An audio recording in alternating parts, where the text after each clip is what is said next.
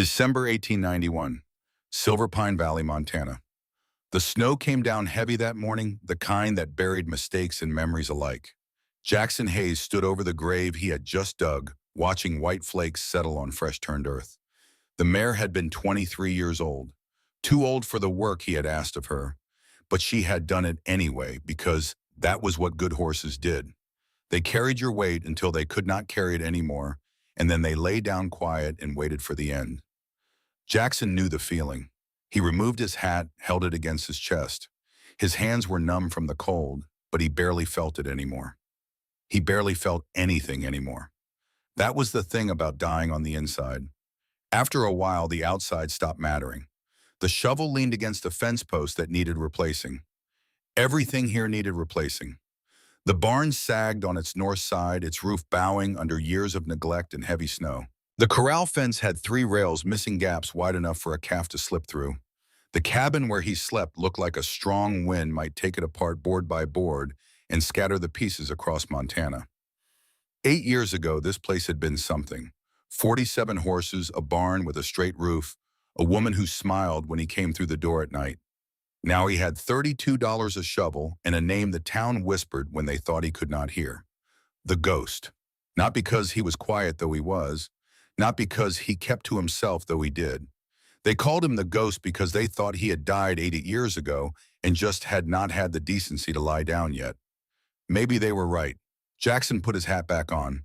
The brim was worn where he gripped it, the felt soft from 8 years of the same ritual. He turned from the grave and walked back toward the cabin boots, crunching through snow that came up past his ankles. Each step felt heavier than the last, like the earth itself was trying to pull him down, to make him join all the things he had buried. The door stuck when he pushed it. Everything stuck in winter. He shouldered it open and stepped into the dark. One room, one chair, one plate, one cup, one fork, a stove that worked half the time, a bed he rarely slept in because sleeping meant dreaming and dreaming meant Eleanor. He could not face Eleanor anymore, not even in dreams, not after what he had done. He lit the lamp. The flame caught, sputtered, held.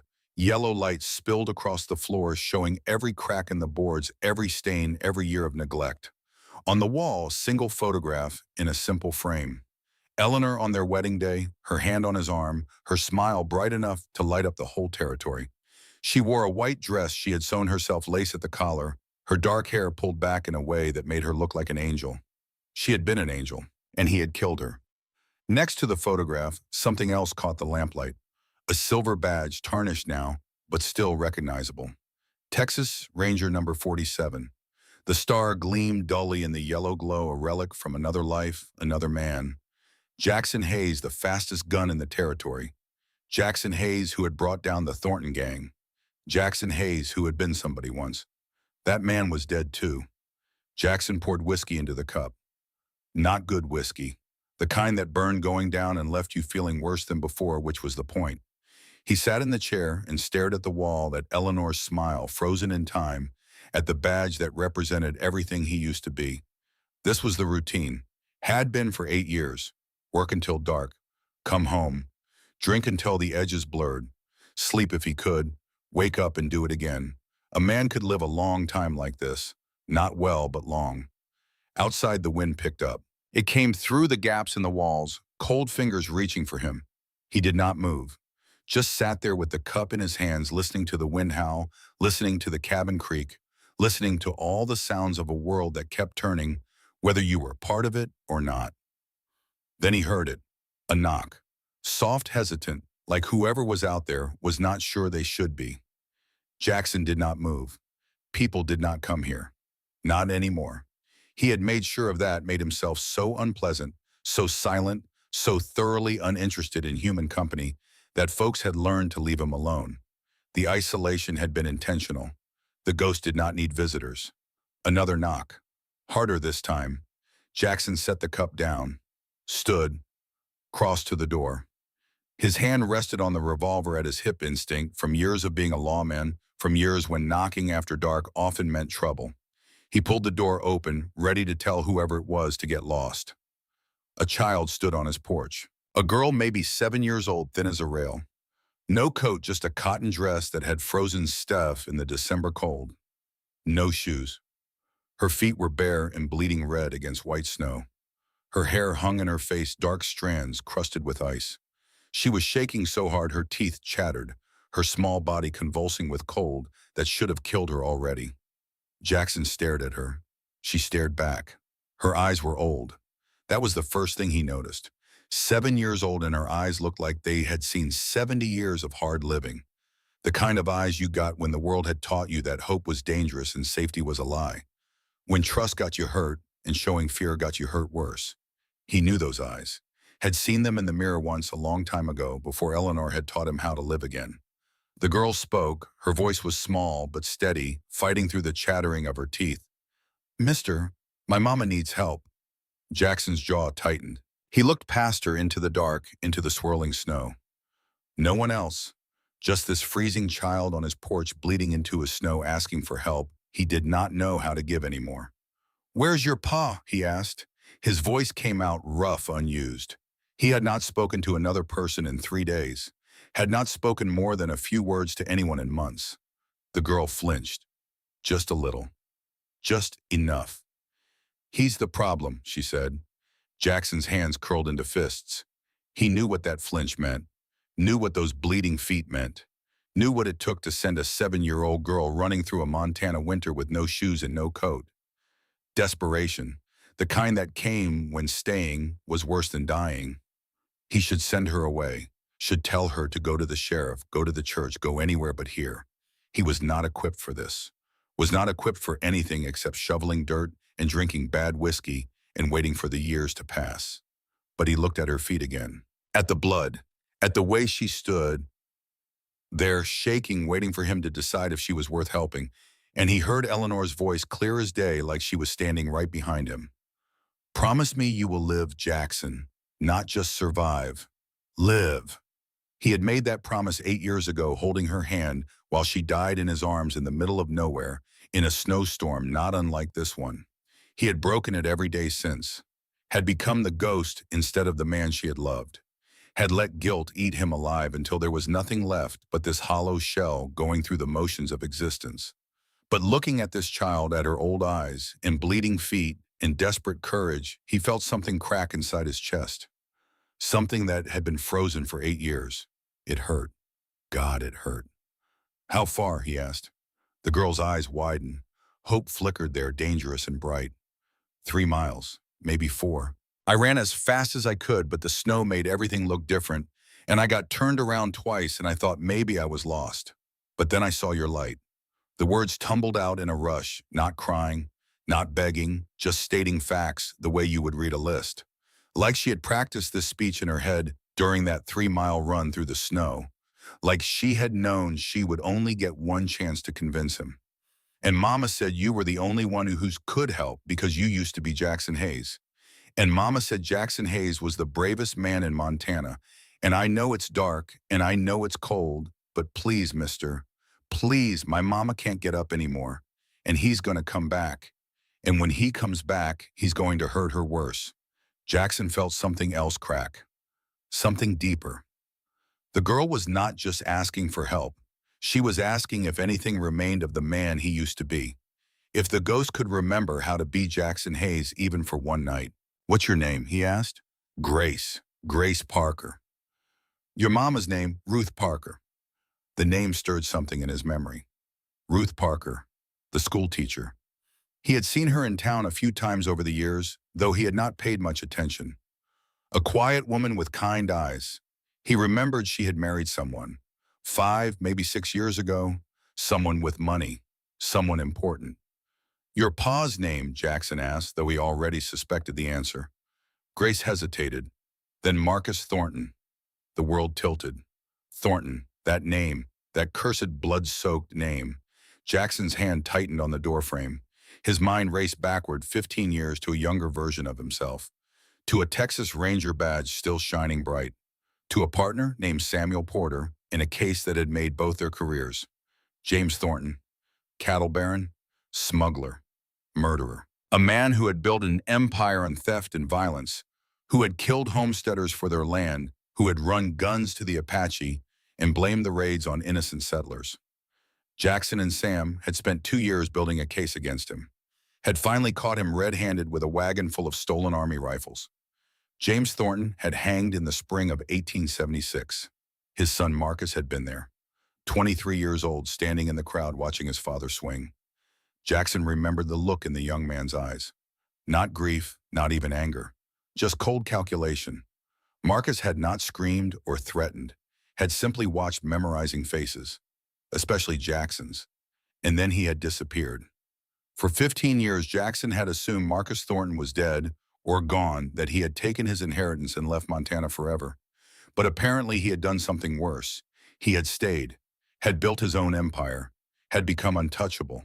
And now that empire included a wife he beat and a 7-year-old daughter who had learned to count suffering like other children counted stars. Jackson looked down at Grace, at this small, shivering girl who had run 3 miles through a blizzard to find him, who had no way of knowing that her father's name connected to Jackson's past like a chain wrapped around both their throats. This was not random. This was fate settling old debts.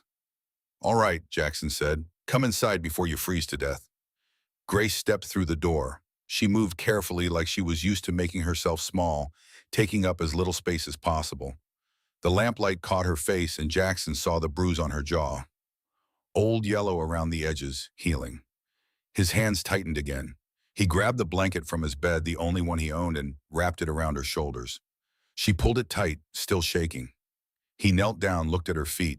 The cuts were shallow, but numerous. She had run through rough country over rocks and ice and frozen ground. "Sit," he said, pointing to the chair. She sat. He got water from the bucket, warmed it on the stove, found a rag that was mostly clean, knelt again and started washing the blood off her feet. She did not make a sound, did not flinch, did not cry, just sat there counting under her breath. 1, 2, 3, 4. Jackson paused. "What are you counting?" Grace looked down at him. "How long it takes. Counting helps. When he's mad, I count how many times. When Mama's hurt, I count how long until she can stand up. When I'm scared, I count my breaths. 1, 2, 3, 4. It makes it easier." Something in Jackson's throat went tight. This child had turned her whole life into numbers because numbers were predictable. Numbers made sense. Numbers did not hit you. He finished cleaning her feet, wrapped them in strips of cloth. Not proper bandages, but better than nothing. "You got any brothers or sisters?" he asked. "No, sir. Just me and Mama." "Your pa know you're here?" "No, sir. He went to town. He goes to town every Tuesday. Stays until late. That's when Mama told me to run. She said if I was going to do it, it had to be tonight because he'd be drunk when he came back. And when he's drunk, it's worse." "How long you been planning this?" Grace's eyes met his. 217 days, since the day Mama started writing things down. She writes in a book, hides it under the floorboards. Every time he hurts her, she writes it down. Date time, what happened. She made me memorize them too, just in case. Jackson sat back on his heels. 217 days. This woman had been planning her escape for 7 months, building evidence, preparing, teaching her 7-year-old daughter to memorize a catalog of abuse like a school child memorizing multiplication tables. And she had sent that daughter through a blizzard to fetch help from a man she had never met. That took more than desperation. That took courage. That took a belief that somewhere, somehow, help still existed in this frozen, brutal world. "Why me?" Jackson asked quietly. "Why not the sheriff, the reverend? Anyone in town?" Grace's voice dropped to barely a whisper. "Mama said the sheriff works for Papa. The reverend's scared of him. Everyone's scared of him. But she said you used to be someone brave, someone strong, someone who did what was right even when it was hard. She said maybe if there was anything left of that man, maybe he'd help us." The words hit like a punch to the gut. Used to be someone brave. If there was anything left of that man. Jackson stood, walked to the window, looked out at the snow falling thick and fast, covering everything, making the world clean and white and blank. 8 years. 8 years he had spent being dead. 8 years of whiskey and silence and waiting for time to pass. 8 years of breaking the only promise that had ever truly mattered. And now this child was asking him if there was anything left worth saving. He did not know the answer to that, But he knew what Eleanor would say, knew what the man he used to be would have done without hesitation. He turned back to Grace. "Tell me about your mama." Grace's composure cracked. "Just a little. Just enough. She's hurt real bad this time. He hit her, and she fell, and she didn't get up right, and now her arm's bent wrong, and there's blood, and she keeps saying she's fine, but she ain't fine, and he's gonna come back, and I can't watch him hurt her again. I just can't." The words broke at the end, the first real crack in the armor. Grace pressed her hand to her mouth like she could shove the emotion back inside, but her shoulders started shaking, and tears ran down her face, and she tried so hard not to make a sound. Jackson knelt in front of her again, put his hand on her shoulder, gentle light. "Hey," he said, "look at me." She did, tears streaming, mouth pressed tight. "You did good. Running here finding me, that took guts. Real guts. Your mama's gonna be real proud. Will you help her?" Jackson thought about the easy answer, the safe answer, the answer that kept him in this cabin alone, undisturbed, slowly dying in peace. Then he thought about Eleanor, about the promise he had made, about the 8 years he had wasted being a ghost when he could have been living. Maybe it was too late for him. Maybe the man he used to be was dead and buried with Eleanor and their unborn son. But it was not too late for Ruth Parker and her daughter. It was not too late to do one right thing before the darkness claimed him completely. "Yeah," he said, "I'll help her." Grace threw her arms around his neck, held on tight. Jackson froze. He could not remember the last time someone had touched him. Could not remember the last time he had felt anything except numb and hollow and dead inside. He awkwardly patted her back. After a moment, she let go. "We need to move fast," Jackson said, standing, "before your pa gets home." He grabbed his coat from the hook by the door, heavy wool worn at the elbows but warm, put it on, then found his gun belt. The leather was old, cracked in places, but the revolver was clean. He checked it. 6 rounds. He had not fired it in years, but he cleaned it every week out of habit. The weight of it on his hip felt strange, familiar and strange all at once, like putting on the skin of a dead man. He looked at the Texas Ranger badge on the wall, the tarnished silver star. For a moment, he considered taking it down, pinning it to his chest, but no. That man was gone. This was not about being a lawman. This was about keeping a promise to a dying woman and maybe, just maybe, proving that the ghost could still bleed. "Can you ride?" he asked Grace. "Yes, sir. Mama taught me." "Good. We're taking Rosie. She's old, but she's steady." He moved to the door, then stopped, turned back, looked at the photograph on the wall. Eleanor, smiling, happy, alive. "I'm trying, Ellie," he thought. "I don't know if it's enough, but I'm trying." He opened the door. The wind hit them like a fist, snow swirling in, already covering the porch. The temperature had dropped. This was shaping up to be a bad night, the kind of night people froze to death in. Jackson pulled his hat down low, led Grace to the small barn behind the cabin. Inside, Rosie stood in her stall, head down, half asleep. She was the last horse he owned, an old mare he had kept because he could not bring himself to sell her. She had been Eleanor's favorite. He saddled her, quick muscle memory taking over. His hands knew the motions, even if his heart had forgotten why they mattered. Grace watched, still wrapped in the blanket. "You ever been on a rescue before, Mr. Hayes?" she asked. Jackson pulled the cinch tight. "Long time ago. Different life." "What happened to that life?" Jackson lifted Grace onto the saddle, swung up behind her. Rosie shifted under their weight, then steadied. She was old, but she remembered what work felt like. "It ended," Jackson said simply. Grace was quiet for a moment. Then, "Are you scared of Papa? People say he's dangerous." Jackson kicked Rosie into motion. They rode out into the storm, into the howling wind and driving snow. "Yeah," he said, "I'm scared. But you're going anyway. That's what brave means, kid, being scared and going anyway." They rode into the white. The storm had gotten worse.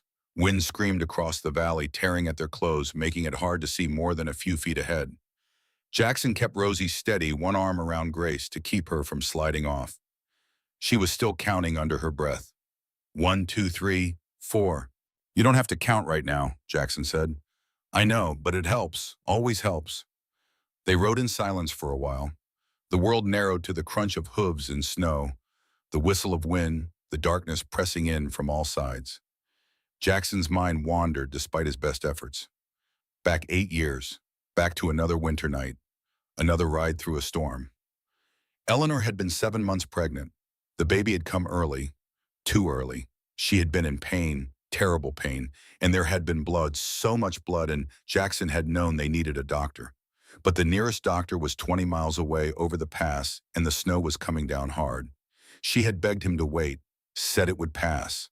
But he had not waited, had put her on a horse, wrapped her in blankets, and started riding, convinced he could outrun fate itself. They had made it 6 miles before she collapsed. Before the contractions stopped and the breathing got shallow, and he realized too late that he had killed her. Killed her with his stubbornness. His certainty that he could fix anything if he just pushed hard enough. His refusal to accept that some things were beyond his control. She had died in his arms in the middle of nowhere, in snow and darkness and silence. The baby too, a boy. He would have been 8 years old now, would have been learning to ride, to rope, to be a man. Ethan, they had planned to name him Ethan. Jackson had buried them both the next morning, had dug through frozen ground until his hands bled. Put them in the earth together, mother and son wrapped in the quilt Eleanor had been making for the nursery. Then he had ridden back to the ranch, sold off the horses one by one, stopped talking to people, stopped being Jackson Hayes and started being the ghost. And now, 8 years later, he was riding through another storm to save another woman. History repeating itself like a cruel joke. Mr. Hayes, Grace's voice pulled him back. That's our house. Jackson looked up. Through the snow, he could see lights. A big house, 2 stories well built. The kind of house that spoke of money and status and power. Marcus Thornton's house. Jackson's gut tightened. He had been hoping Ruth was hurt bad enough to need help, but not so mad it was too late. Had been hoping they had time. But looking at that house dark except for one window on the ground floor, he felt the weight of the moment settle on him like a physical thing. Whatever happened next, there was no going back. He dismounted, helped Grace down. She grabbed his hand, her small fingers cold even through his glove. Side door, she whispered.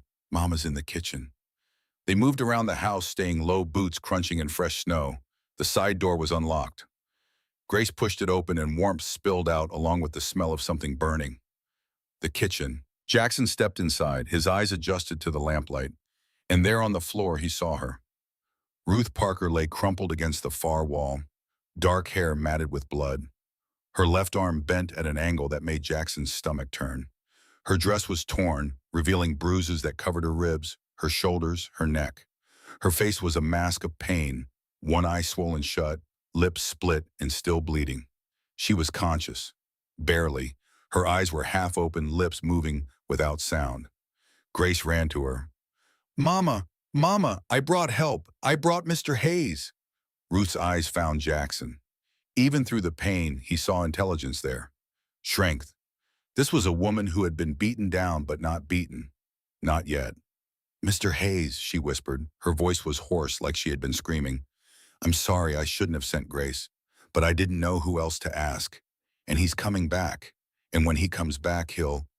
Easy, Jackson said. He knelt beside her, careful not to touch her injured arm. Looked at it close. Broken. Definitely broken.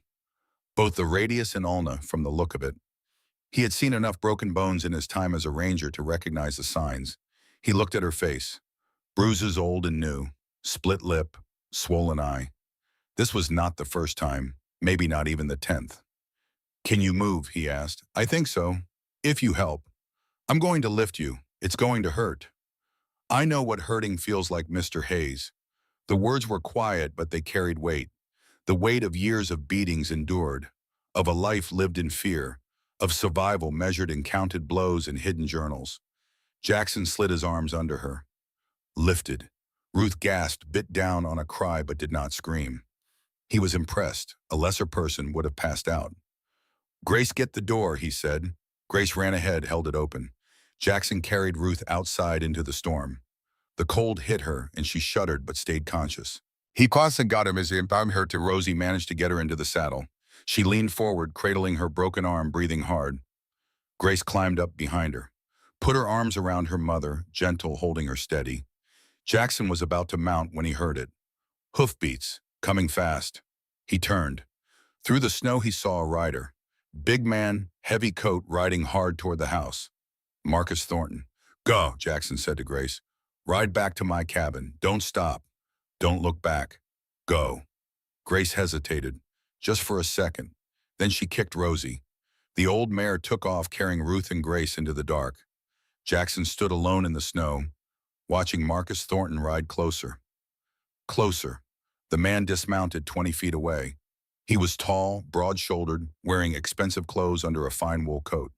His face was hard-weathered, the kind of hard that came from years of getting everything he wanted and crushing anything that got in his way. His eyes found Jackson. Cold eyes, calculating eyes. Father's eyes. For a moment, neither man spoke. They just stood there in the falling snow, two ghosts from different eras connected by blood and vengeance, and the cruelty that passed from one generation to the next. Then Marcus saw the open door, saw the tracks in the snow, saw that his wife and daughter were gone. Where is she? His voice was calm, too calm, the kind of calm that came right before violence. Gone, Jackson said. You took my wife. I helped a woman who needed help. Marcus stepped closer. His hand rested on the gun at his hip.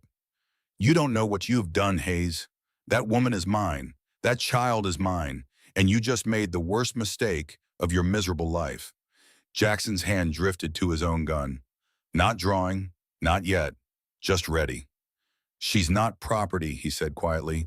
And you're not a husband. You're just a man who likes hitting things smaller than him. Marcus's face went red. You self-righteous piece of trash. You think you're a hero? You think you can ride in here and save the day? I own this valley. I own the sheriff. I own the judge. I own everything and everyone. And that includes my wife. Not anymore, Jackson said. The words hung in the air between them. Snow fell, wind howled. Two men stood facing each other, and in that moment, 15 years collapsed into nothing. Jackson saw James Thornton in his son's face, saw the same cruelty, the same certainty that power made right, the same willingness to destroy anything that dared to resist. And Marcus saw Jackson Hayes, the man who had destroyed his father, the legend who had brought down the Thornton Empire once before. Neither man blinked. Then Marcus went for his gun. Jackson was faster. The old instincts took over. Texas Ranger training, thousands of hours of practice, muscle memory that 8 years of whiskey and grief had not managed to kill. His hand moved in a blur. The Colt cleared leather before Marcus's finger found the trigger. Jackson did not aim for center mass, did not aim to kill. He aimed for the hand. The shot cracked through the night, impossibly loud in the muffled silence of falling snow. Marcus's gun flew from his grip, spinning away to land in a snowdrift. The man screamed, clutching his hand. Blood dripped through his fingers, dark against white snow. Jackson stepped forward, kicked the fallen gun away, looked down at Marcus Thornton, this man who had built an empire on fear and money and pain. This man who beat his wife and terrorized his daughter. This echo of a father who had died on a rope 15 years ago. You come after them, Jackson said, his voice quiet but hard as iron. And next time I won't miss, understand? Marcus glared up at him. Hatred burned in those eyes, pure, undiluted hatred. This isn't over, he hissed through gritted teeth. Yes, Jackson said. It is. He turned, walked to where Marcus's horse stood, spooked, but not fled. The animal was fresher than Rosie, faster. He would need that. Behind him, Marcus was shouting, threats, promises of revenge, legal action, violence. Jackson ignored it all. Mounted the horse, looked back one last time at Marcus Thornton bleeding and screaming in the snow.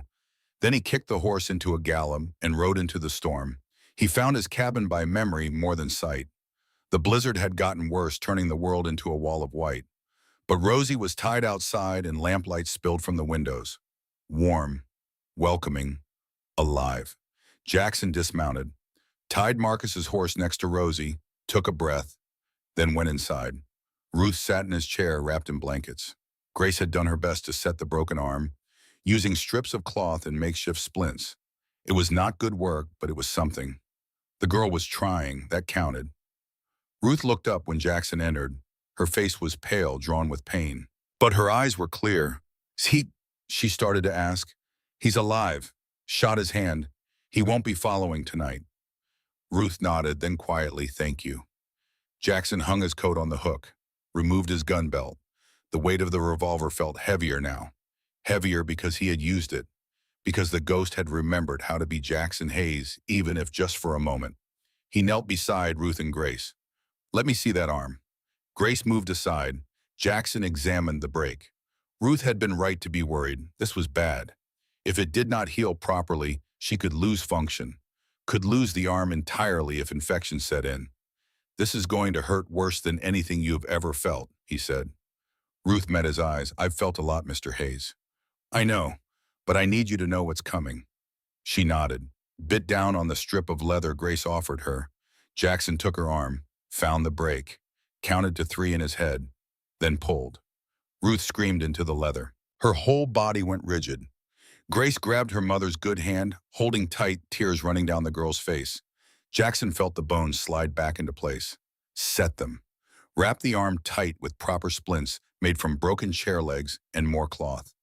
When it was done, Ruth sagged back, face-white sweat beading on her forehead, despite the cold. But her eyes, when they found his, were grateful. Thank you, she whispered again. Jackson stood, moved to the window, looked out at the dark. Marcus would not come tonight. The man was hurt, angry, but not stupid. He would regroup, plan, use his money and power to make this right in the eyes of the law, which meant they could not stay here. You can't stay in this cabin, Jackson said, still looking out at the snow. This place isn't safe. Nowhere's safe, Ruth said. Her voice was tired, defeated. Not from him. Then we make it safe. Ruth laughed. There was no humor in it, just exhaustion and pain, and the bitter knowledge of someone who had learned the hard way that fairy tales did not come true. How in? She asked. He owns everything, the law, the town, everything. Jackson turned to face her, this woman who had been beaten and broken but had not given up. This woman who had sent her daughter into a blizzard because she refused to die quietly. Then we take it back, he said. Ruth stared at him. You don't know what you're saying. Maybe not, but I know what I'm doing, and what I'm doing is making sure you and your daughter don't spend another day being afraid. Why? The question was soft, genuine. Why would you do this? You don't know us. You don't owe us anything. Jackson looked at the photograph on the wall, Eleanor smiling, the life he had lost, the 8 years he had wasted. Because someone asked me if there was anything left of the man I used to be, he said quietly, and I'd like to find out. Outside, the storm raged on. Snow piled higher against the cabin walls. Wind howled through the gaps. But inside, in the small circle of lamplight, 3 people sat together. A broken man, a battered woman, a counting child. Tomorrow would bring trouble. Marcus would come with lawyers and guns and all the power money could buy. But tonight they were safe. Tonight they were together. Tonight they were warm. And for the first time in 8 years, Jackson Hayes felt something other than numb. He felt alive. Dawn came cold and gray. Jackson had not slept. He had spent the night in the chair by the window gun across his lap, watching the road, waiting for Marcus Thornton to come back with the reinforcements. He did not come. That worried Jackson more than if he had. Men like Marcus did not give up. They regrouped. They planned. They came back harder and meaner, and with the full weight of the law behind them, because men like that always found a way to make the law work for them. Ruth had finally fallen asleep around 3 in the morning. Exhaustion had taken her under despite the pain. She lay on Jackson's bed now, her broken arms splinted, and still her breathing shallow but steady. The fever had not started yet, but Jackson knew it would. Broken bones could go bad fast, especially in winter, especially without a proper doctor. Grace curled up beside her mother, one small hand resting on Ruth's shoulder. Even in sleep, the girl was counting. Her lips moved silently. 1, 2, 3, 4. The rhythm of survival, the mathematics of trauma. Jackson stood. His back ached from sitting all night. He was getting too old for this. 36 felt like 50 after 8 years of slow dying. He put more wood in the stove, made coffee. The smell filled the small cabin, rich and bitter. It was the first pot he had made for anyone other than himself in longer than he could remember. Outside, the storm had passed. Fresh snow covered everything pristine and white, and unmarked except for the tracks leading to his door. Those tracks told a story anyone could read. Woman and child fled here. Man followed. Man left on different horse. Marcus would use that. Would tell everyone Jackson had stolen his horse, kidnapped his wife, corrupted his child. Would twist the truth until it looked like whatever he needed it to look like. Jackson poured coffee, stood at the window, watched the sun come up over the mountains pale and cold. Behind him, Ruth stirred. He heard her gasp, then the sharp intake of breath that meant she had moved wrong and the pain had found her. He turned. She was sitting up, cradling her arm, her face tight. "Easy," Jackson said. "Don't move too fast." Ruth looked around the cabin, taking it in. One room, bare walls, nothing that spoke of comfort or warmth or life, just the essentials and nothing more. Her eyes found the photograph on the wall, lingered there. "Your wife?" she asked. "Was." "I'm sorry." Jackson brought her coffee, set it on the small table beside the bed. 8 years ago, winter, she was pregnant, didn't make it. Ruth picked up the cup with her good hand, sipped. Her eyes stayed on his face, reading him the way you read a difficult book, looking for the story between the lines. "That's why you live like this," she said. Not a question, an observation. One room, one chair, nothing but her memory on the wall. Something like that. "But you helped us anyway." Jackson looked out the window again. The sun was higher now, painting the snow gold. "Your daughter asked me if there was anything left of the man I used to be. Figured I should find out." And is there, he thought about that, about the way his hands had moved last night, setting Ruth's arm, drawing his gun, mounting a horse and riding into danger without hesitation. Things he had not done in 8 years, things he thought he had forgotten. "Don't know yet," he said. Grace sat up, rubbed her eyes, saw her mother awake and threw her arms around her, careful of the broken arm. "Mama, you're okay, you're really okay." Ruth held her daughter with her good arm, pressed her face into Grace's hair. "I'm okay, baby. Thanks to you. Thanks to Mr. Hayes." Grace looked at Jackson over her mother's shoulder. "Yes, thanks to Mr. Hayes." The moment stretched. Jackson felt uncomfortable under their gaze. He was not used to gratitude, was not used to being looked at like he mattered. He cleared his throat. "You both need to eat, then we need to talk." He made breakfast, cornmeal mush, nothing fancy, but it was hot and filling. They ate in silence. Ruth struggled with one hand. Grace helped her. The girl was good at helping, too good. She had learned young how to be useful, how to anticipate needs, how to make herself valuable enough to keep alive. When they finished, Jackson sat across from them. Put his hands flat on the table. "Marcus is going to come after you," he said. "Not today, maybe not tomorrow, but soon. And when he does, he's going to use every tool he's got. Money, lawyers, the sheriff. He'll make it legal. Make it look like you're the one in the wrong." Ruth's jaw tightened. "I know. You got any proof, anything we can use?" Ruth looked at Grace. The girl nodded, ran to the corner where they had left the small bag she had carried. Dug inside, pulled out something wrapped in cloth, a book. She brought it to the table. Unwrapped it, a simple leather journal, the pages worn from handling. Ruth opened it. Her handwriting filled every page. Neat, careful, dates and times and descriptions. 217 days, Ruth said. Every time he hurt me, every bruise, every broken bone, every threat. I wrote it all down, and Grace memorized it, in case he found the book and destroyed it. Jackson took the journal, started reading. March 15th, 1891. Struck me across the face for burning dinner. Left side of jaw swollen. Grace was present. She counted 4 blows. April 3rd, 1891. Grabbed my wrist and twisted until it broke. Told the doctor I fell. Marcus stood beside me the whole time smiling. Made sure I told the right story. May 22nd, 1891. Locked me in the cellar for 2 days. No food, no water. Said I needed to learn obedience. Grace left food outside the door. He found it and beat her for it. First time he ever touched her. The entries went on, page after page, a catalog of cruelty, a record of systematic abuse, 217 days of hell written down in neat, careful handwriting. Jackson set the journal down. His hands were shaking. "This is good," he said. His voice came out rough. "This is real evidence." "Evidence for what?" Ruth asked. There's no law against a man disciplining his wife. No judge in Montana is going to side with me over Marcus Thornton. He's rich. He's respected. He's a pillar of the community. And I'm just his wife. You're a woman who refused to die quietly, Jackson said. That's worth more than all his money. Ruth laughed, bitter, tired. You're an idealist, Mr. Hayes. No, I'm a realist. And the reality is this. You can't go back. He'll kill you if you do. Maybe not today, maybe not tomorrow. But eventually, men like that don't stop. They escalate. So what do we do? Jackson stood, paced to the window, back. His mind was working, turning over options, discarding the ones that would not work, looking for the path forward. We need help, he said. Someone who knows the law. Someone Marcus doesn't own. There's no one like that in Silver Pine Valley.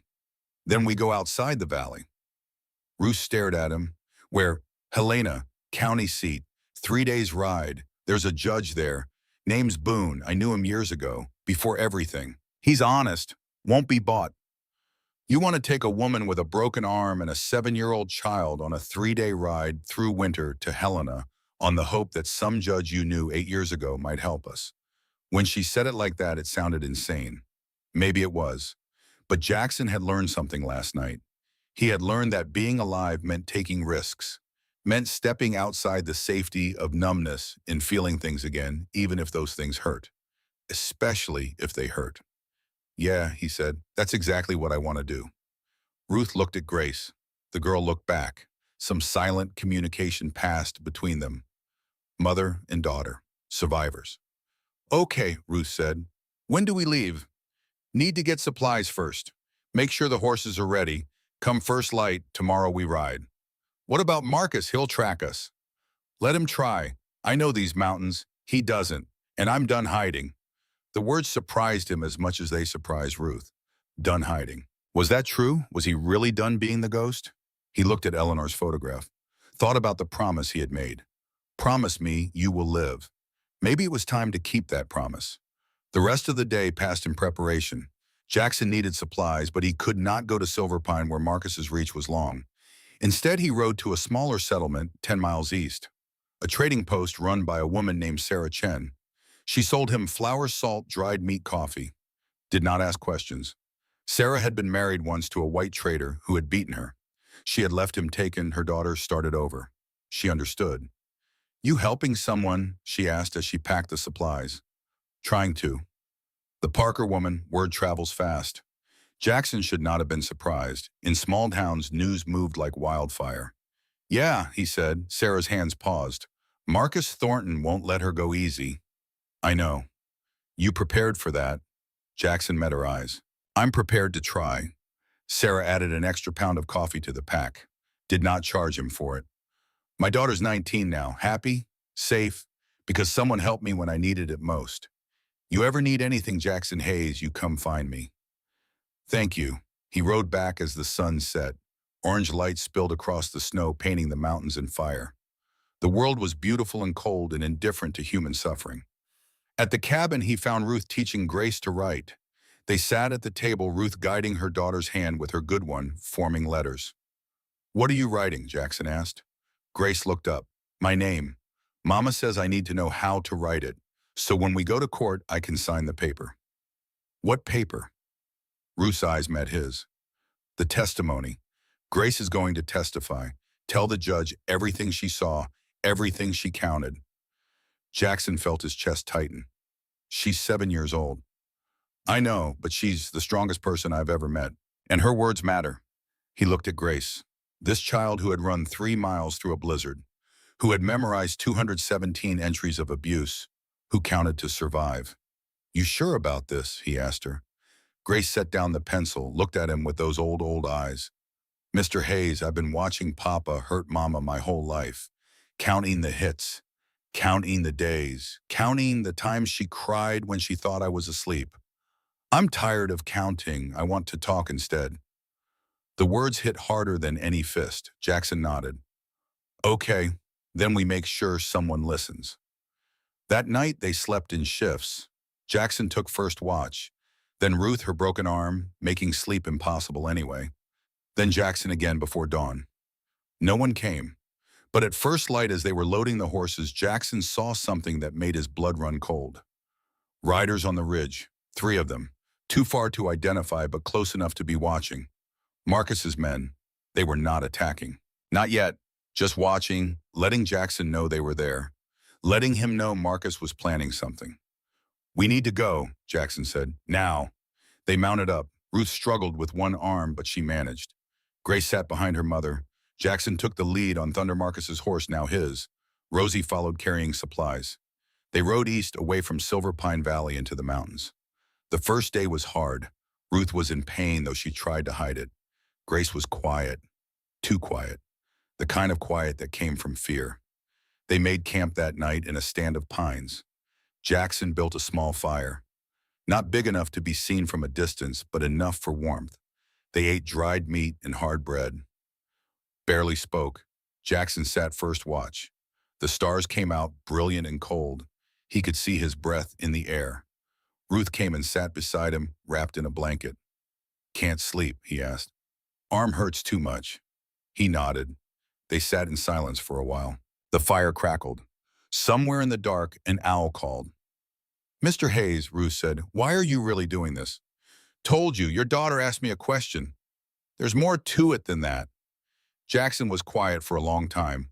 When he spoke, the words came slow, dragged up from a place he had not visited in 8 years.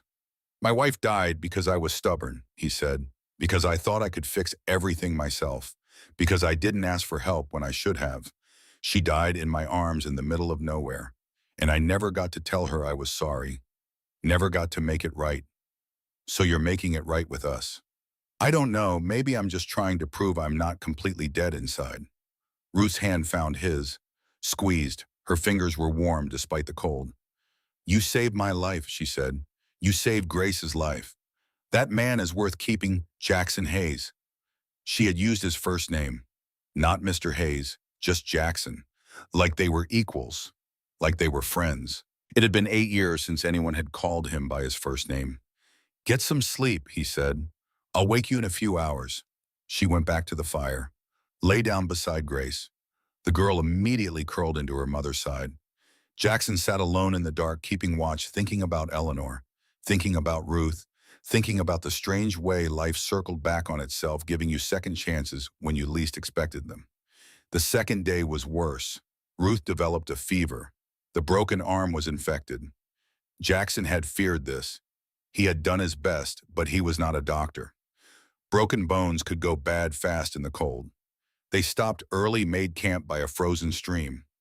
Jackson boiled water, made Ruth drink willow bark tea for the fever. It helped, but not enough. That night, he sat beside her while she shivered under every blanket they had. "We need to get you to a doctor," he said. "We're 2 days from Helena. Keep going." "Ruth, you're burning up." "I didn't come this far to turn back, 'cause I'm a little sick. A little sick." Her fever was 103 at least. Her arm was swelling. The infection was spreading, but her eyes were clear, determined. This woman had endured 217 days of abuse. A fever was not going to stop her. "Okay," Jackson said, "but if you get worse, we're finding the nearest town with a doctor. Deal?" "Deal." Grace sat on the other side of her mother. The girl had not said much all day. Now she looked at Jackson with something like fear. "Is Mama going to die?" she asked. The question cut through him like a knife. He remembered making the same promise to himself 8 years ago, promising that Eleanor would be fine, that they would make it to the doctor, that everything would work out. He had been wrong then. "No," he said, trying to make it sound certain, final, the kind of promise you could build a life on. "Mr. Hayes is right, baby," Ruth said. Her voice was weak but steady. "I'm not going anywhere. I've survived worse than a fever." Grace nodded, did not look convinced. Her lips pressed tight, holding back words too big for a 7-year-old to carry. Jackson moved away from the fire, stood at the edge of camp, looked out into the darkness. He had failed Eleanor. If he failed Ruth too, if this woman died because he dragged her and her daughter into the wilderness, he did not think he would survive it. Not mentally, not spiritually. He would just be the ghost again, but this time he would deserve it. Behind him, Ruth called his name. Weak. Urgent. He turned. ran back to the fire. She was sitting up, pointing into the dark. "Someone's coming," she said. Jackson drew his gun, moved to the edge of the firelight listening. Hoofbeats, multiple horses, coming fast. He cocked the hammer. "Grace, get behind me." The girl scrambled to obey. Ruth tried to stand, could not, stayed sitting with a branch in her good hand ready to fight if it came to that. The riders burst into the clearing. 3 men, rough-looking guns drawn. Jackson recognized one of them. Daniel Brooks, a ranch hand who had worked for Marcus Thornton last he had heard. "That's far enough," Jackson said. His gun did not waver. Daniel raised his hands. "Easy, Hayes. We're not here to fight." "Then why are you here?" "Marcus sent us. Said to bring Mrs. Thornton back. Said you kidnapped her and the child. Said there's a warrant out for your arrest." "There's no warrant." "There will be by morning. Sheriff signing it at first light." Of course he was. Marcus owned the sheriff. Probably owned the paper it was written on. "Ruth Parker came with me by choice," Jackson said. "She's not going back." Daniel looked at Ruth, saw the fever, the broken arm, the fear in her eyes. Something changed in his face. He had known her, Jackson realized, before she had married Marcus, when she had been the school teacher, when she had smiled. "Mrs. Parker," Daniel said, "is that true? You came willing?" Ruth stood. It cost her. She swayed on her feet, but she stood, looked Daniel in the eye. "Yes," she said. Her voice was stronger than it had been. "I'm leaving my husband. He's been beating me for 5 years. I have proof. I have witnesses. And I'm not going back. Not ever." Daniel's hands lowered. He looked at the other 2 men. They looked uncomfortable. This was not what they had signed up for. Tracking down a kidnapper was one thing. Dragging a sick woman back to her abuser was another. "Marcus is offering $500 for her return," Daniel said. "That's a lot of money." "It is," Jackson agreed. "But I look at her and I remember the woman who taught my daughter to read, who stayed late after school to help kids who were struggling, who always had a kind word even for rough folks like me." Daniel holstered his gun. "I can't do it," he said. "I can't take her back to him." One of the other men spoke up. "Daniel, that's $500. I know what it is, and I know what we'd be doing, and I won't do it." The other 2 looked at each other, looked at Ruth, looked at Grace standing beside Jackson, this 7-year-old girl who had been through more than they could imagine. One by one, they holstered their guns. "We'll tell Marcus we lost your trail," Daniel said. "Give you a head start, but he's got other men, meaner ones, the Barlow brothers. They'll track you to hell and back for $500, and they won't care about sick women or little girls." "How long do we have?" Jackson asked. "Day, maybe 2. After that, he's sending them." Jackson knew the Barlows. Everyone in Montana knew the Barlows. 3 brothers, bounty hunters, the kind of men who would burn down an orphanage if the price was right. "Thanks for the warning," Jackson said. Daniel nodded, looked at Ruth one more time. "I'm sorry, ma'am," he said, "for what you've been through, for not seeing it sooner, for not doing something when I should have." Ruth's eyes filled with tears. "You're doing something now. That matters." Daniel and his men rode away. Their hoofbeats faded into the darkness. Jackson turned to Ruth. She was crying, not from pain, from relief, from the unexpected kindness of a man who had chosen decency over $500. "There are good people," she said, "even here, even now." "Yeah," Jackson said, "there are." He helped her lie back down, put another blanket over her. The fever was still high, but she was smiling. That had to count for something. Grace curled up beside her mother. "Mr. Hayes," the girl said, "are the bad men going to catch us?" Jackson thought about lying, thought about telling her everything would be fine. But this child deserved the truth. She had lived with lies long enough. "I don't know," he said, "but I'm going to do everything I can to make sure they don't." "Promise," he looked at her, this brave, broken, beautiful child who had learned to survive by counting. "I promise, well." She nodded, closed her eyes. Within minutes, her breathing slowed. Sleep took her, and for once, it looked peaceful. Jackson sat watch all night, did not sleep, could not. The Barlow brothers were coming. He had maybe 2 days before they caught up. 2 days to get Ruth to Helena, to Judge Boone, to safety. 2 days to prove that Jackson Hayes was not just a ghost, that there was still something in him worth fighting for. The third day dawned clear and cold. Ruth's fever had broken sometime before dawn.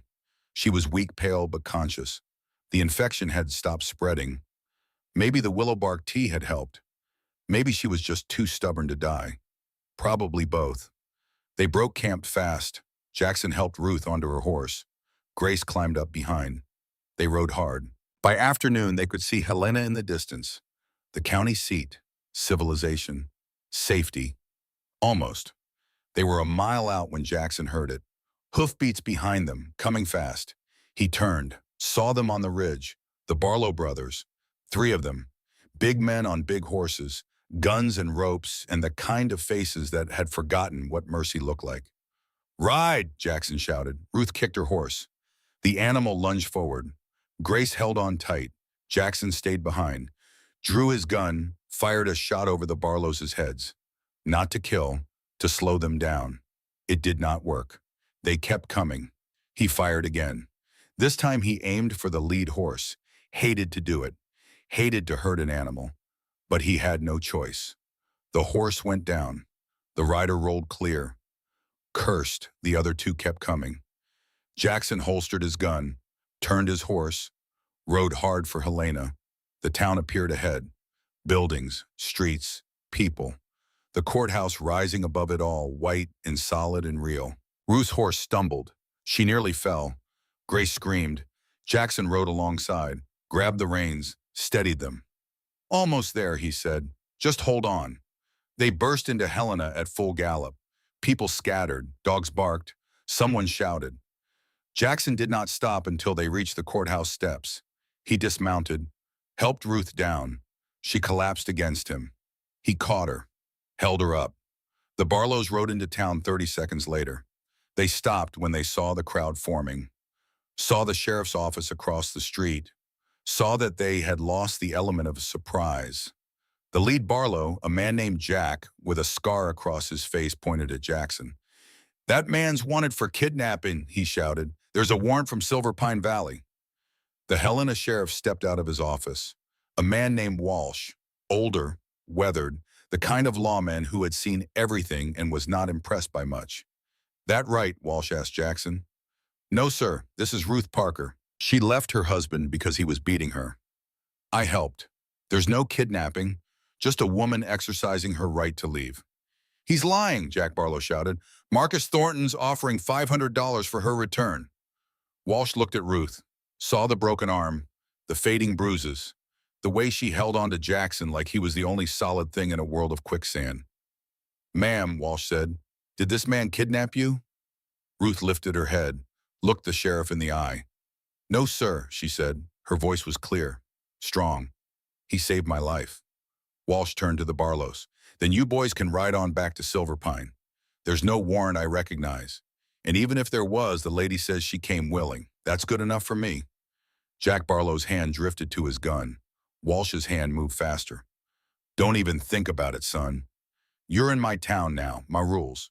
And my rules say you holster that weapon and ride out. Now." The Barlows stared at him, 3 against 1.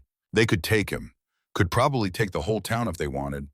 But Walsh was not backing down, and the crowd was growing. People did not like bounty hunters, did not like men who chased sick women and little girls for money. Slowly, Jack Barlow backed his horse up. "This ain't over," he said. "Yeah, it is," Walsh replied. "Get out of my sight." The Barlows rode away, slow, reluctant. But they rode. Jackson felt something in his chest release, a tension he had been carrying for 3 days. They had made it. Against all odds, they had made it. Ruth sagged against him. "We did it," she whispered. "We actually did it." "Not yet," Jackson said. "Still need to see the judge." Walsh came down the steps. "Judge Boone's inside. Got court in session right now, but I reckon he'll make time for this." He led them into the courthouse, up the stairs, down a hallway, to a door marked Chambers. He knocked. A voice called out, "Come in." They entered. Judge Arthur Boone sat behind a desk covered in papers. He was older than Jackson remembered. White hair, lined face, but his eyes were sharp, missing nothing. He looked up, saw Jackson. His eyebrows went up. "Jackson Hayes," he said, I heard you were dead. Not quite, Jackson said. Not anymore. Boone's eyes moved to Ruth, to Grace, took in the broken arm, the exhaustion, the fear barely held in check. What can I do for you? He asked. Ruth stepped forward, pulled out the journal, set it on the desk. Your Honor, she said, I need your help. My name is Ruth Parker. My husband has been beating me for 5 years. I have proof, I have witnesses, and I need you to help me stop him before he kills me. Boone opened the journal, started reading. His face went still, hard. He read for 10 minutes, did not say a word, just read, page after page, entry after entry. When he finally looked up, there were tears in his eyes. Mrs. Parker, he said. His voice was rough. I lost my daughter 2 years ago. Her husband beat her to death. I didn't know, didn't see. She died because I wasn't paying attention. He closed the journal, folded his hands on top of it. I can't bring my daughter back, he said. But I can help you, and I will, starting right now. Ruth's knees buckled. Jackson caught her. She was crying. Great heaving sobs of relief, of hope, of the overwhelming realization that someone believed her. Grace wrapped her arms around her mother, held tight, stopped counting. And Jackson stood there watching this woman and this child finally find safety, and he felt something he had not felt in 8 years. He felt like maybe, just maybe, he had kept his promise to Eleanor after all. Maybe he really was living again. Judge Boone scheduled the hearing for 2 weeks out. 2 weeks to gather witnesses, 2 weeks to build a case, 2 weeks for Ruth to heal, 2 weeks for Marcus Thornton to prepare his counterattack. Jackson found them a boarding house on the edge of Helena. Nothing fancy, 2 rooms, clean beds, a landlady named Mrs. Patterson, who asked no questions and charged fair prices. She took one look at Ruth's broken arm and Grace's haunted eyes and said, "First week's free. Pay me when you're back on your feet." There were good people in the world. Jackson was remembering that. The first few days passed in a blur. Ruth saw a doctor, Dr. Benjamin Yates, a young man fresh from medical school back east. He examined her arm, reset it properly, gave her laudanum for the pain and willow bark for the infection. You're lucky, he told her. Another few days and you would have lost the arm, maybe your life. Ruth looked at Jackson when the doctor said that. Her eyes held something he could not quite name. Gratitude, yes. But more than that, recognition. Like she was seeing him clearly for the first time. I had help, she said. Dr. Yates examined the journal too, made notes, documented each injury Ruth described, built a medical record that corroborated her testimony. I'll testify, he said. What was done to you, it wasn't discipline. It was torture. And I'll make sure Judge Boone knows it. Grace spent those first days quiet, too quiet. She had stopped counting, which should have been good, but the silence worried Jackson more than the numbers had. On the 3rd day, he found her sitting on the boarding house porch, just sitting, staring at nothing. He sat beside her, did not speak, just sat. After a while, she said, "Is it really over?" "The running part is, the rest we'll see. Papa's going to come, isn't he?" "Probably." "Are you scared?" Jackson thought about lying.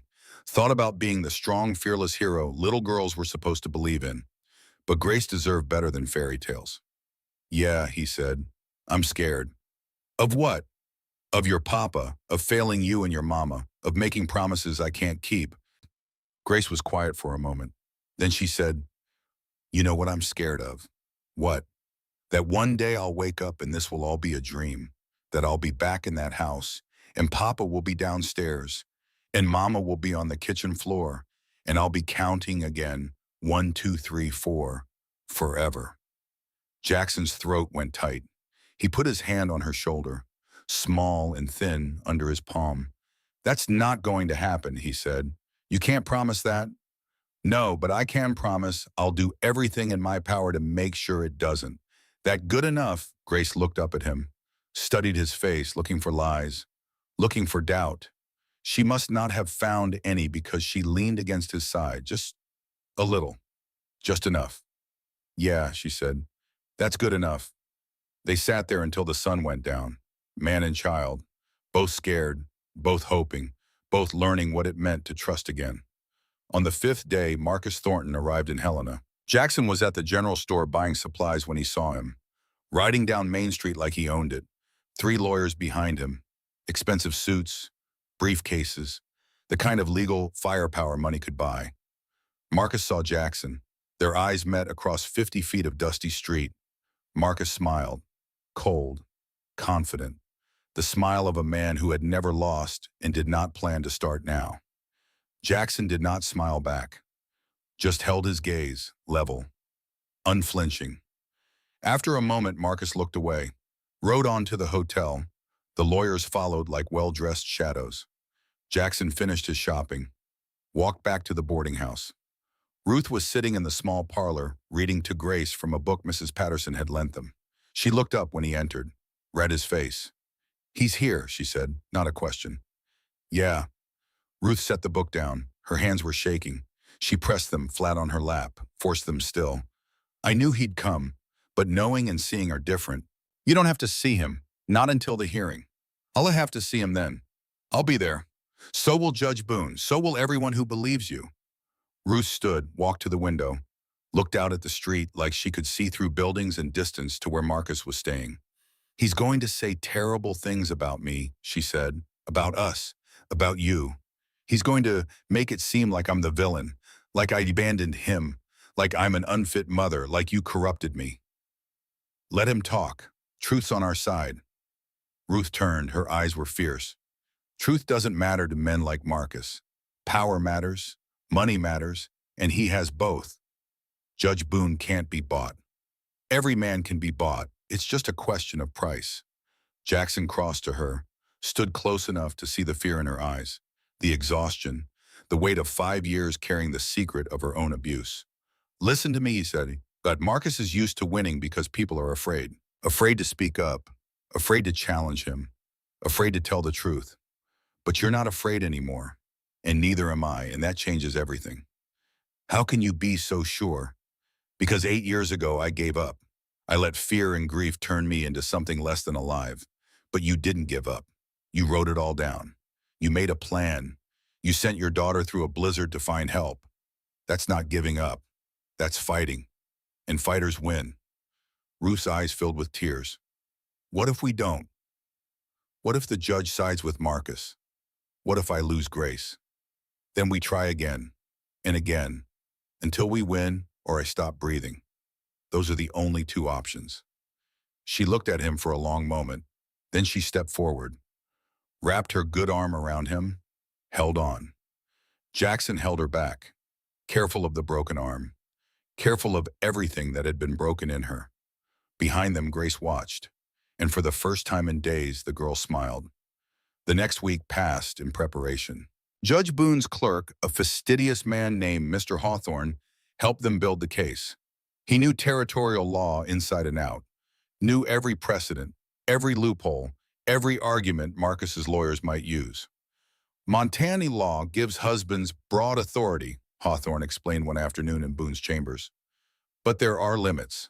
Excessive violence, endangerment of children, documented cruelty. These things can sway a judge." "Can sway," Jackson noted, "not will sway." "Correct. Judge Boone is sympathetic, but he has to follow the law, and the law is not kind to women in Mrs. Parker's position." "Then we change her position," Ruth said. Everyone turned to look at her. She sat straighter, her broken arm in a proper sling now, her face still bruised but healing, her eyes clear and determined. "We don't just show him I was abused," she said. "We show him what kind of man Marcus really is, behind the money and the reputation. We expose him completely." Hawthorne nodded slowly. "You'd need witnesses, people willing to testify against one of the richest men in Montana. Then we find them." And they did. Daniel Brooks came first, the ranch hand who had let them go. He testified that he had seen Marcus strike Ruth 3 years ago, seen the bruises she tried to hide, heard her crying through the walls of the ranch house. "I'm ashamed I didn't speak up sooner," Daniel said. "But I'm speaking now." Sarah Chen came next, the woman from the trading post. She testified that Ruth had come to her store twice with injuries, once with a black eye, once with a split lip. She said she fell both times, Sarah said, but I've seen women who fall, and I've seen women who've been hit. Mrs. Parker was hit. Dr. Yates prepared his medical testimony, documented every healed fracture, every scar, every injury consistent with repeated trauma. Even Reverend Thomas from Silver Pine Valley came, reluctantly, ashamed. But he came. Mrs. Thornton, Mrs. Parker came to me for counsel a year ago, he said, his voice breaking. She told me her husband was violent, begged me to help. I told her to pray, to be a better wife, to submit. He paused, wiped his eyes. I told her the wrong thing, he said, and I've regretted it every day since. I'm telling the truth now. God forgive me. I should have told it sooner. Jackson listened to each testimony as they practiced in Boone's chambers. Watched Ruth grow stronger with every person who stood up for her. Watched hope replace fear in her eyes. But he also knew Marcus was preparing too. Could feel it. The calm before the storm. 3 days before the hearing, Marcus made his move. Jackson was walking back from the courthouse when he was stopped by 2 men.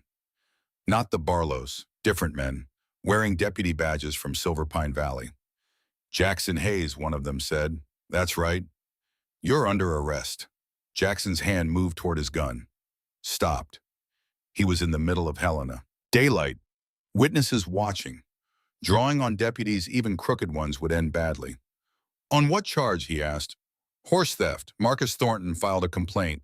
Says you stole his horse 3 weeks back." Of course. The horse Jackson had taken the night he rescued Ruth. Technically theft. Legally actionable. Marcus was smarter than Jackson had given him credit for. "I can explain that," Jackson said. "Save it for the judge. You're coming with us." They put him in irons, walked him to the jail, locked him in a cell. The Helena Sheriff Walsh came by an hour later. He looked annoyed. "I know this is garbage, Hayes," Walsh said, "but my hands are tied. They've got paperwork. A warrant. It's all legal." "How long can they hold me?" "Until Judge Boone rules on it. Could be days, could be weeks. 3 days until the hearing.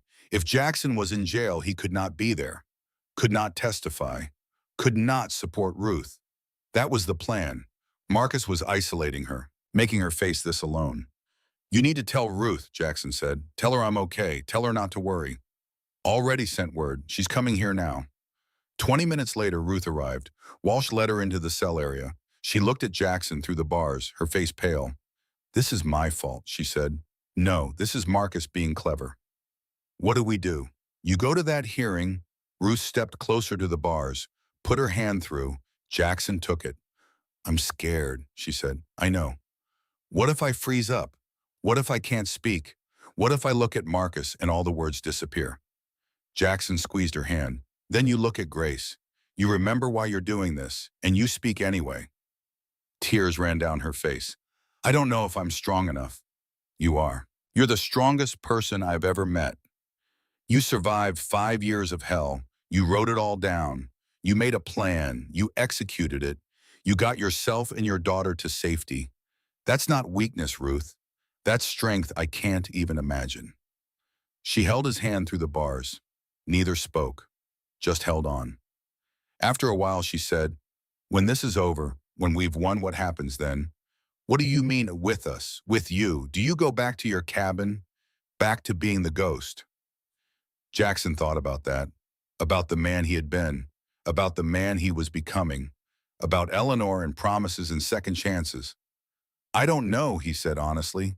"I know I'm not the same man I was 3 weeks ago, but I don't know who I am yet, still figuring that out." Ruth smiled, small, sad. "Well, when you figure it out, I hope you'll let me know. You'll be the first." She leaned forward, kissed him through the bars, quick, gentle, meaning more than words could say. Then she left. And Jackson sat alone in the cell, waiting, hoping, praying to a God he was not sure he believed in anymore, that Ruth would find her voice when she needed it most. The day of the hearing dawned cold and clear. Jackson woke in his cell, watched the sun rise through the small window, listened to the town come alive outside. He was still in jail. Walsh had tried to get him released, but the Silver Pine deputies had dug in, said they needed to transport him back for trial. Walsh was fighting it, but the latest wrong was the law. At 9 o'clock, Walsh came to the cell. Hearing starts in an hour, he said. I'm sorry, Hayes, I tried. I know, thank you. For what it's worth, the whole town's talking. Most folks are on Mrs. Parker's side. Word spread about what Thornton did to her. People don't like it. Good. I'll come back after. Let you know how it went. Walsh left. Jackson sat, waited. At the courthouse, Ruth arrived with Grace. Mrs. Patterson had come with them, moral support.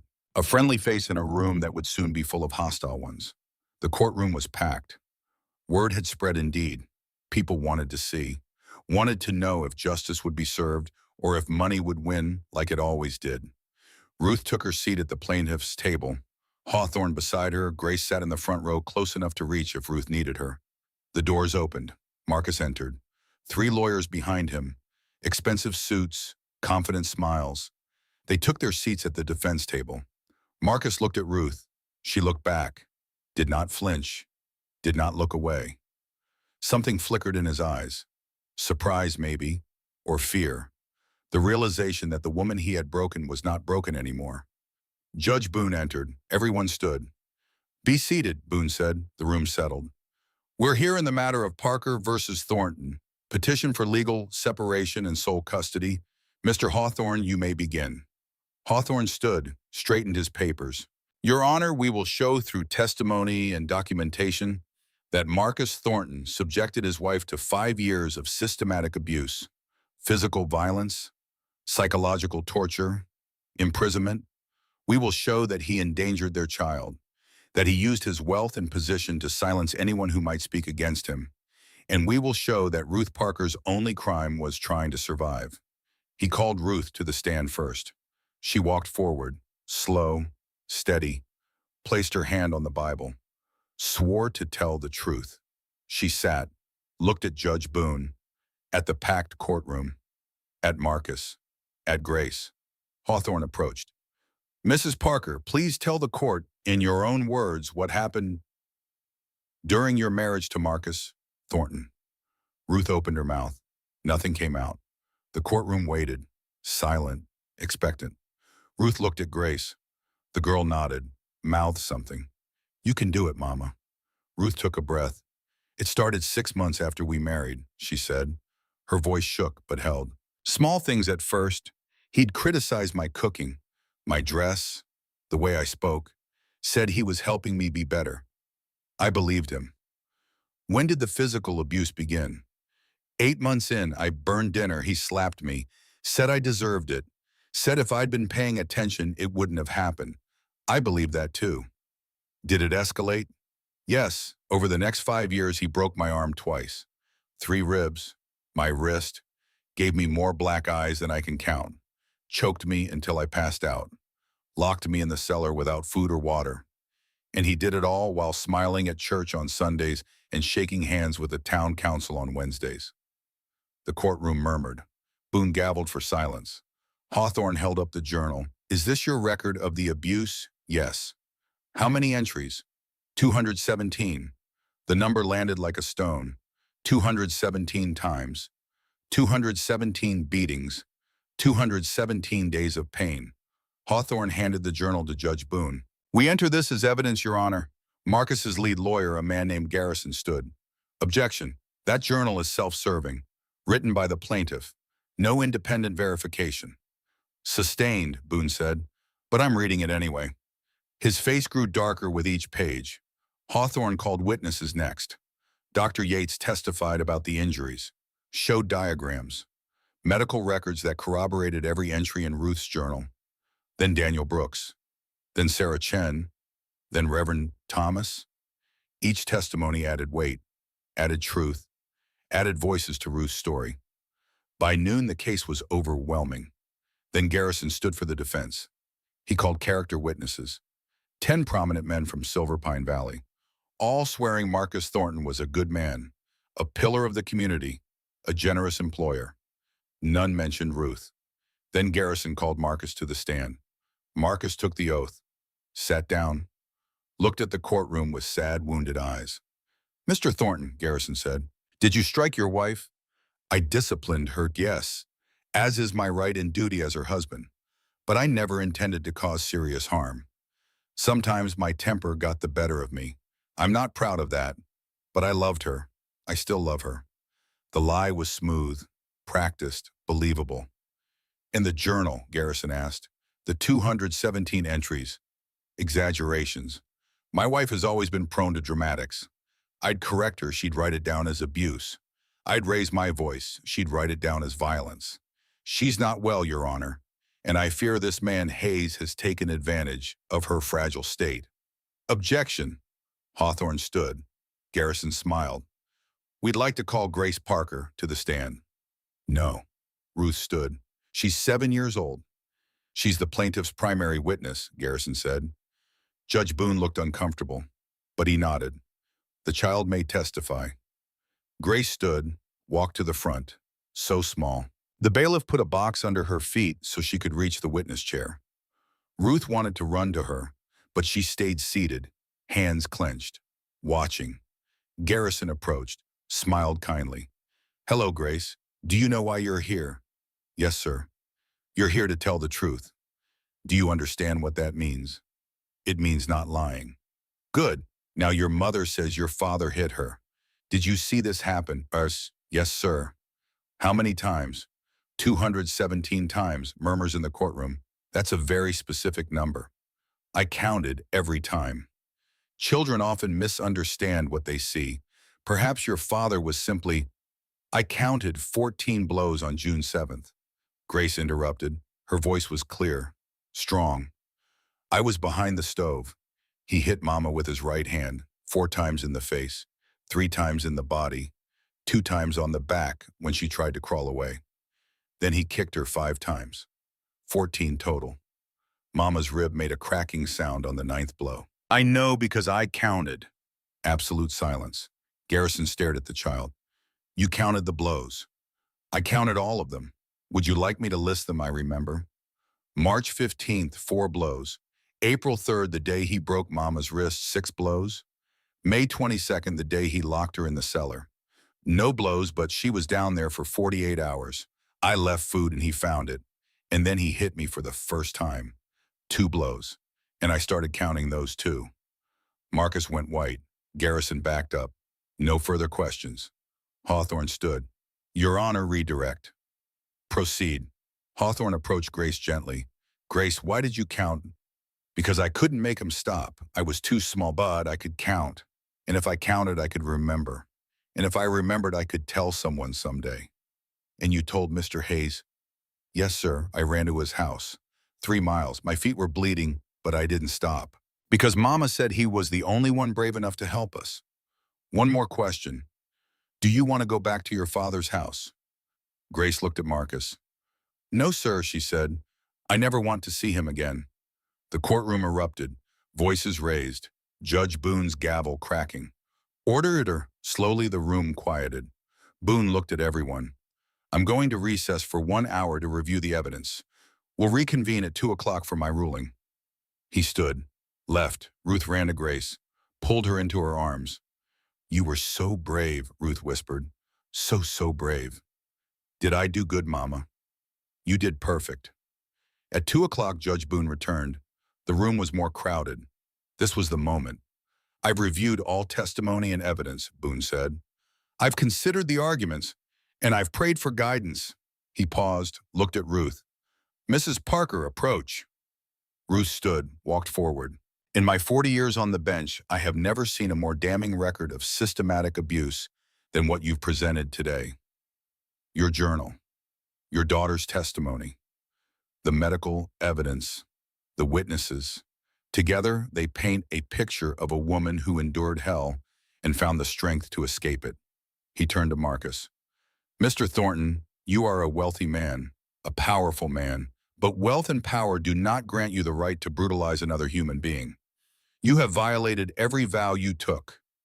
You have traumatized your child, and you have hidden behind respectability while committing shocking violence. Marcus started to speak. Boone cut him off. I'm not finished. Under Montana law, I cannot grant a divorce, but I can and do grant a legal separation, full and permanent. Furthermore, I grant sole custody of Grace Parker to her mother. You are ordered to stay no less than 5 miles away from them at all times. Violation will result in immediate arrest. Ruth's knees went weak. Additionally, I am ordering you to pay Mrs. Parker $500 in damages, and I am referring this matter to the territorial prosecutor for criminal charges. The courtroom exploded. Cheers, applause. Marcus sat frozen. Boone gabbled for order. One more thing, regarding the horse theft charge against Mr. Hayes. Given that he was engaged in rescue of a woman in immediate danger, I find his actions justified. The charges are dismissed. Sheriff Walsh released Mr. Hayes immediately. More cheers. Ruth turned, saw Walsh heading for the jail. Marcus stood, pushed through his lawyers, walked toward Ruth. People moved aside. He stopped 3 feet from her. This isn't over, he said quietly. Ruth looked him in the eye. Yes, it is. You don't own me anymore. You don't own Grace. You don't own anything except your own ugliness. And now everyone can see it. Marcus's hand twitched, but he was in a courtroom. He could not touch her. He turned and walked out. His lawyers followed. The crowd parted, watching him go. Ruth did not watch. She was already moving toward the jail, toward Jackson. She ran down the steps, Grace beside her. They reached the jail as Walsh unlocked Jackson's cell. Jackson stepped out, saw Ruth, saw Grace. We won, Ruth said. Jackson, we won. He closed the distance, pulled her into his arms. I knew you would.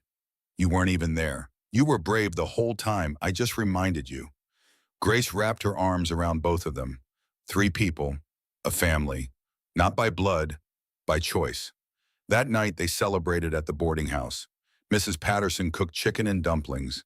They ate until they could not eat anymore. Grace fell asleep at the table. Ruth carried her upstairs, came back down to find Jackson on the porch, looking at the stars. She sat beside him. What happens now? Ruth asked. What do you want to happen? I want to go somewhere new, start over, somewhere Marcus can't find us, somewhere Grace can grow up without fear. Where? Mrs. Patterson told me about a town, Ashland, in southern Oregon. Her sister lives there. Says they need a school teacher.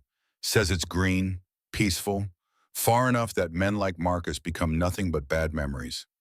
Jackson tested the word. Oregon. Too far. No, just far enough.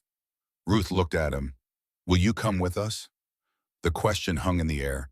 Jackson thought about his cabin, about 8 years of being dead, about Eleanor. He thought about the promise. Promise me you will live. Yeah, he said, I'll come. Ruth smiled, took his hand. They sat in silence. 2 broken people learning to be whole again. Above them, stars burned, cold, distant, eternal. 6 months later, Ashland, Oregon. Green hills, clean air.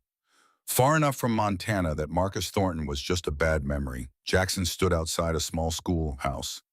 New built, fresh paint. A sign above the door read Ashland Elementary. Inside, Ruth was teaching. He could hear her voice. Now, children, let's practice our letters. Remember, take your time. There's no rush. Jackson smiled. He had built that schoolhouse, spent 3 months on it. The town had helped.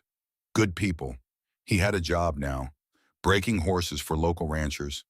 He was good at it. People paid well.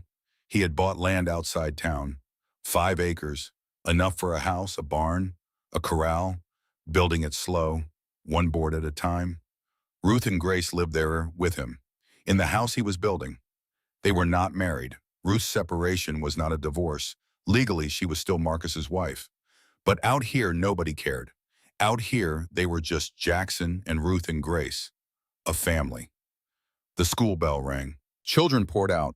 Grace saw Jackson and ran over. Mr. Hayes, did you bring Daisy? Daisy was Grace's horse, a gentle mare Jackson had bought for her birthday. She's tied up around back, ready for your lesson. Grace hugged him, then ran off to find her horse. Ruth came out last, locked the door, walked over. She looked tired but happy. How was your day? He asked. Wonderful. Exhausting. The Bennett boy still can't remember his alphabet, but he's trying. He'll get there. They walked toward home. The sun was setting, gold and orange and red. I got a letter today, Ruth said, from Judge Boone. Jackson's stomach tightened. In Parkerham, Marcus has been arrested, assault charges against one of his maids. She pressed charges, used my testimony as precedent. He's going to trial. Good. There's more. 3 other women have come forward, all with similar stories. Judge Boone thinks he'll be convicted, sentenced to prison. Jackson stopped, looked at Ruth. How do you feel about that? She thought. Relieved. Umri, it took this long. Grateful it's finally happening. All of it at once. That's fair. They reached their land. The house was taking shape. Walls up, roof on, windows in. Another month and it would be finished. Grace was in the corral, brushing Daisy, talking to the horse. Ruth watched her daughter. She's not counting anymore. Did you notice? Jackson had noticed. What's she doing instead? Singing. She makes up songs about horses and sunshine and home. I never knew she could sing. She never could, not in that house. She can now. Ruth leaned against him. He put his arm around her.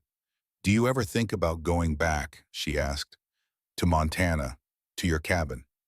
Sometimes, not to stay, just to visit. Visit what? Eleanor's grave. I haven't been there since I buried her. Keep meaning to go, keep finding reasons not to. Ruth was quiet, then, we could go together if you wanted, pay our respects, say goodbye properly. Jackson looked at her. This woman who understood grief and loss and how you carried both. Yeah, he said, I'd like that. The next spring they made the journey, rode back to Montana, to the valley Jackson had fled, to the small graveyard on the hill. Eleanor's grave was overgrown, 8 years of neglect. Jackson knelt, pulled the weeds, cleaned the headstone. Eleanor Hayes, beloved wife, taken too soon. He sat there for a long time. Ruth and Grace waited at the bottom of the hill. Jackson spoke to the stone. I'm sorry I left you here alone so long. I'm sorry I wasted 8 years being half dead. But I'm trying now, Ellie. I'm trying to live like you asked. Got a woman and a girl who need me. Got a home I'm building. Got a reason to wake up in the morning. The wind blew, soft, gentle. I'll always love you, but I'm learning I can love you and still move forward. Can honor your memory and still build a new life. Hope that's okay with you. No answer. Just the wind, just the grass, just the Montana sky stretching forever. Thank you, he whispered, for everything, for loving me, for making me promise to live, for giving me a reason to keep that promise. He stood, put his hand on the headstone one last time, then walked back down the hill. Ruth took his hand, Grace took the other. They rode away together, heading west, toward Oregon, toward home. Behind them, the grave stood silent. The wind blew, the grass grew, and somewhere in whatever place souls went when bodies failed, Eleanor Hayes smiled, because the man she had loved was finally living again. And in the end, that was all she had ever wanted.